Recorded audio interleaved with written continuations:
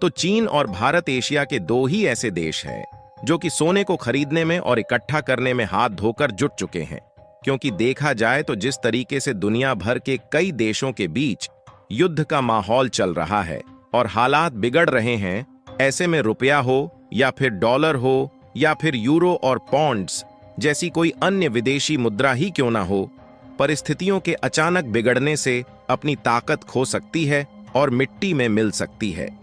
लेकिन सोना ही एक ऐसी चीज है जो कि युद्ध जैसी परिस्थितियां आने पर और कई देशों के बीच में बिगड़े हालातों के बीच महंगी होती जाएगी,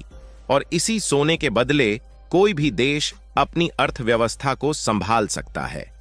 इसीलिए सोने को खरीदकर अपने देश में इकट्ठा करने की रेस में जहां चीन सबसे आगे दौड़ रहा है, वहीं भारत भी चीन का पीछा छोड़ने के लिए तैयार नहीं है। लेकिन हाल ही में आई इस खबर ने दुनिया भर के कई देशों को चौंका कर रख दिया है कि भारत का पड़ोसी देश चीन, जिसके साथ हाल ही में भारत के संबंध मजबूत हो रहे हैं, इसी चीन ने दुनिया के सबसे बड़े सोने के भंडार को अपने देश में खोज निकाला है। और यह सोने का भंडार इतना ज्यादा बड़ा है कि इसकी वैल्यूएशन को 83 बिलियन डॉलर होने की बात कही जा रही है। लेकिन सवाल खड़ा होता है कि आखिरकार इसका भारत पर कौन सा असर पड़ेगा? क्या इससे भारत का फायदा होगा या फिर भारत का नुकसान? ये सारी जानकारियां इस वीडियो में समझेंगे, लेकिन आगे बढ़ने से पहले इस वीडियो को लाइक करके चैनल को सब्सक्राइब जरूर कर लीजिए,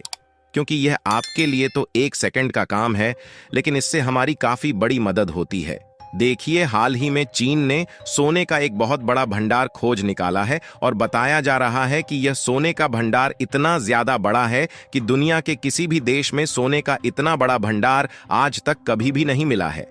क्योंकि चीन में जो सोने का भंडार मिला है, इसमें लगभग 1000 मेट्रिक टन गोल्ड मौजूद होने की संभावना है। यानी कि सीधे तौर पर हर व्यक्ति यही कहेगा कि चीन के हाथों में तो कुबेर का खजाना ही लग चुका है, क्योंकि इसकी जो टोटल वैल्यूएशन होने वाली है वह 83 बिलियन डॉलर के आसपास होने वाली है। और चीन के लिए यह कितना बड़ा सोने का भंडार है, इसका अंदाजा आप इसी से लगा सकते हैं कि जिस भारत को सोने की चिड़िया कहा जाता है, उसी भारत की रिजर्व बैंक के पास जो टोटल गोल्ड रिजर्व मौजूद है, उसकी कीमत भी 67.5 बिलियन डॉलर के आसपास ही है। यानी कि देखा जाए तो चीन के लिए यह किसी कुबेर के खजाने से कम नहीं है, क्योंकि सोने की चिड़िया कहे जाने वाले भारत की आरबीआई के पास कुल मिलाकर जितना गोल्ड रिजर्व नहीं है, उससे कहीं ज्यादा तो अकेले एक खदान में चीन ने खोज निकाला है। वैसे तो डायरेक्टली यहां पर देखा जाए तो भारत के लोगों को चिंता होगी कि चीन को कुबेर का खजाना मिल रहा है, लेकिन हम सोने की चिड़िया रहकर भी चीन से पीछे हो रहे हैं। लेकिन इनडायरेक्टली देखा जाए तो इससे भारत को भी एक बहुत बड़ा फायदा होने जा रहा है। हालांकि ऐसा भी नहीं है कि चीन में जो सोने का भंडार मिला है उसका कुछ हिस्सा हमें मिल जाएगा तो हमारा फायदा होगा, बल्कि न तो हम चीन से सोना खरीदेंगे और ना ही चीन सोने के भंडार का कुछ हिस्सा भारत को देगा। लेकिन चीन को मिले इसी सोने के भंडार की वजह से हमारा एक बहुत बड़ा फायदा होगा, और माध्यम चीन नहीं बल्कि कोई दूसरा देश रहेगा।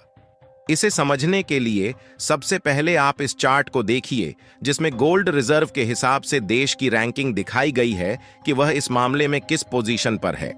और अगर ध्यान दें तो इस रैंकिंग में नंबर 1 पोजीशन पर अमेरिका है, जिसके पास 8133 टन सोने का भंडार मौजूद है। लेकिन यदि बात चीन की करें तो गोल्ड रैंकिंग के मामले में चीन 6वें पोजीशन पर है, जिसके पास करीब 2264 टन गोल्ड मौजूद है। और वहीं भारत की पोजीशन 8वें स्थान पर है, जिसमें हमारी आरबीआई के पास करीब 840 टन सोने का भंडार मौजूद है। और पिछले 1 साल की बात की जाए तो भारत और चीन दोनों देश अपने सोने के भंडार को तेजी के साथ बढ़ा रहे हैं,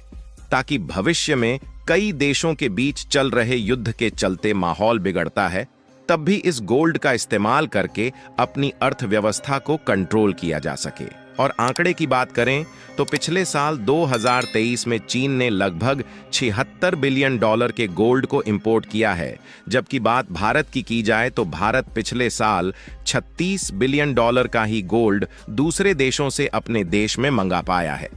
यानी कि आप सोच सकते हैं कि भारत भले ही गोल्ड इंपोर्ट के मामले में चीन की बराबरी नहीं कर पाया, लेकिन चीन आगे आगे दौड़ रहा था। तो रेस में भले ही भारत पीछे था, लेकिन भारत पीछे हटने वाला नहीं है, क्योंकि हमें भी अपने देश की अर्थव्यवस्था को बढ़ाना है और भविष्य में हम सुरक्षित रहे। इसलिए गोल्ड स्टोर को बढ़ाने पर आरबीआई की नजर पीछे नहीं हट रही और लगातार आरबीआई भारत में सोने के भंडार को बढ़ा रहा है। साथ ही जो सोना हमारा ब्रिटेन में रखा हुआ था, उसको भी अपने देश में हम लोग मंगा रहे हैं।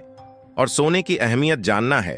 तो आप इस चार्ट को देखिए, जो कि साल 2019 से 2024 के बीच का आंकड़ा है, जिसमें हम साफ साफ देख पाएंगे कि सोने की कीमत लगातार साल दर साल बढ़ती ही गई है और आज भी तेजी के साथ बढ़ रही है। यहां तक कि भारतीय रुपया भी डॉलर के मुकाबले में अपनी कीमत धीरे धीरे खोता जा रहा है, लेकिन गोल्ड की कीमत कभी कम हो ही नहीं सकती और यह हमेशा बढ़ता ही जाएगा।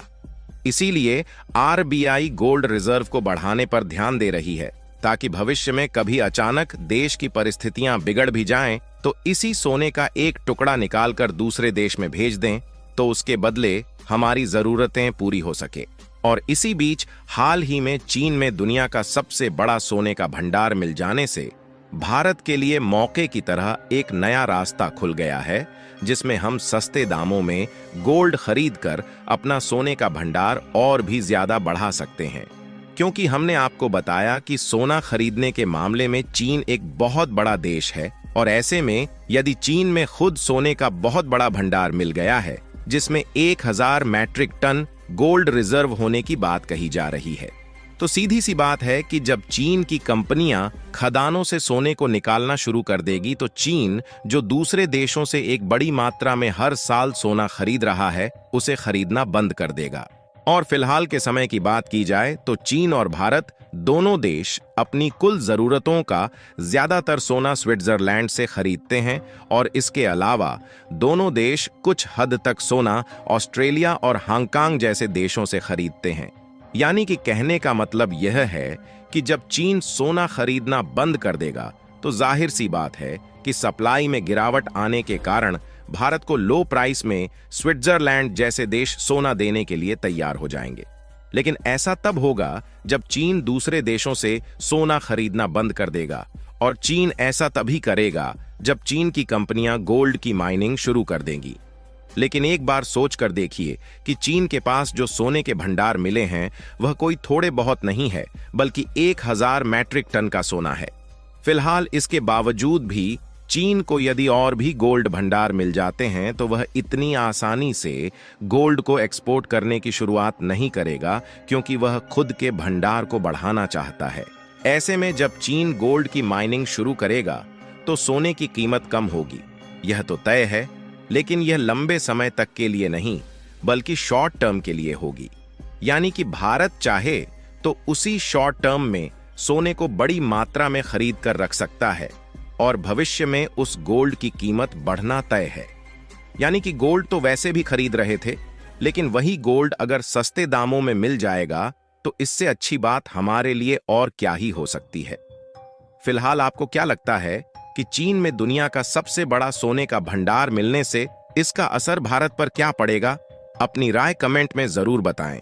और इस वीडियो को एक लाइक करके अपने मित्रों तक शेयर जरूर करें, ताकि उन्हें भी जानकारी मिल सके। इसी तरह और भी नॉलेजेबल वीडियो देखने के लिए चैनल को सब्सक्राइब करके बेल आइकन को ऑल पर जरूर सेलेक्ट करें।